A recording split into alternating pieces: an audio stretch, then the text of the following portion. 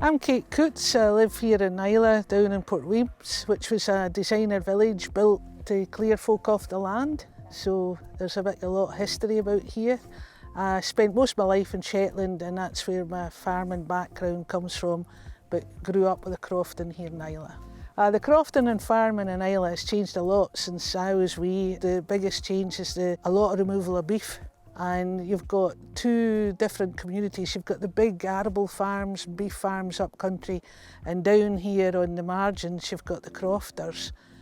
Well, some folks say that the wildlife in Islay, and indeed Islay itself, is Scotland in miniature.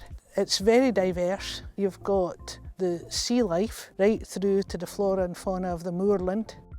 Growing up here, it was just part of your life, and of course the Gaelic names for them all are so kind of poetic and beautiful, and describe them a lot more, and they've got stories behind them, like Gillybride for oyster catcher, which is the servant of St Bridget. So yeah, it's a good place that's got the wildlife embedded in the culture.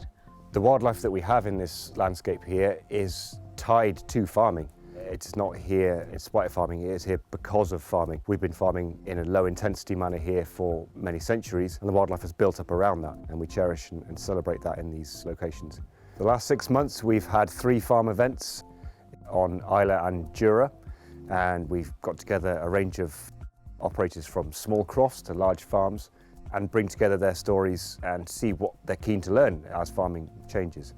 We're focusing on biodiversity as the main measure here, but it's clear as a huge range of interest, driven by lots of different factors, biodiversity being one of them, but also reducing costs.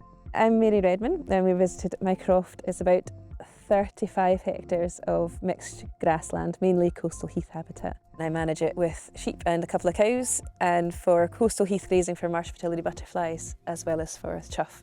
The best site for marsh fertility butterflies in Scotland is on our croft. So it was lovely, you all got to see them today, because yeah, they demonstrated it for themselves.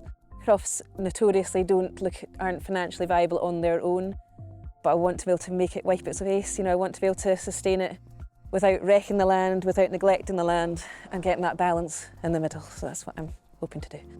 I came to Islay to study geese. I don't know if you'll be able to hear it, but the green and white fronted geese are flying about at the moment. So they are of real conservation concern. There's fewer than 18,000 left in the world now, and they've declined quite drastically in the last 20 years or so. So this farm will have up to 2.5% of the world population of green and white fronted geese on the farm through the winter. Places like this are really important to them because they come back to the same places each year. It's been great to see people start talking, and we had a long time without face-to-face meetings, but now people are getting together and talking about the issues that they have farming in such a remote area and being sort of so, I guess, isolated from certain places.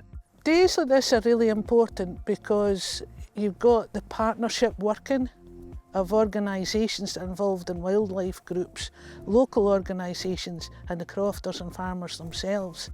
And like all of these days, it's not just what's officially imparted to one another, but the networking and the little bits of information. How do you do this? How do you do that? What have you seen? What have I seen? And it's that sharing. And the sharing with a common goal, I think, is incredibly important.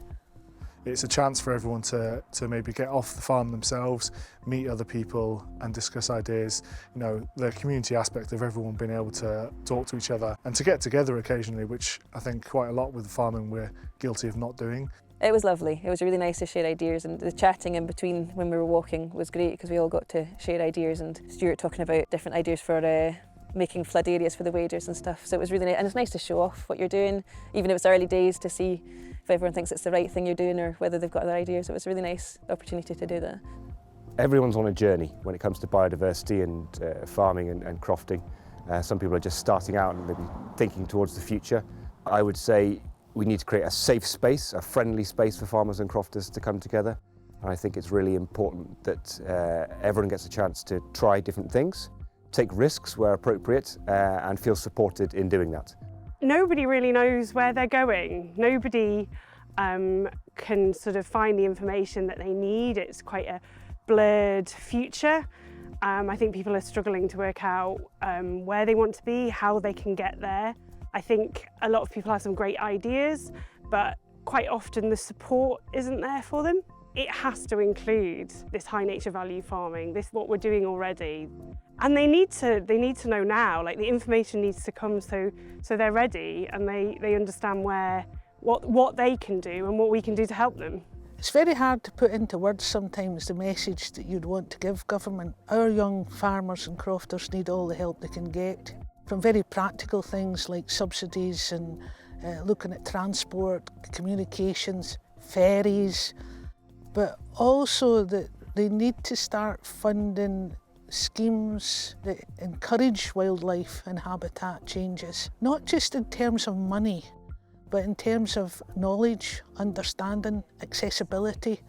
I think that sort of joined up and flexible support system is really important, and it probably doesn't work as well as it should at the moment. The sort of prescriptive ways of managing these habitats are really hard here. If land managers are able to use a bit of initiative and local knowledge and work within local constraints to do the best we can, I think that's a really valuable thing going forward.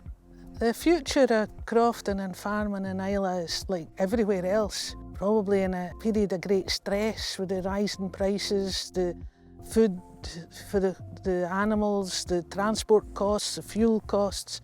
But there's people, young folk, that have still got that nature in them, it's inbred in them that they must work the land. And a lot of them wouldn't say that they own the crofts or they own the farms, but they have them in stewardship for this generation. And that gives me hope.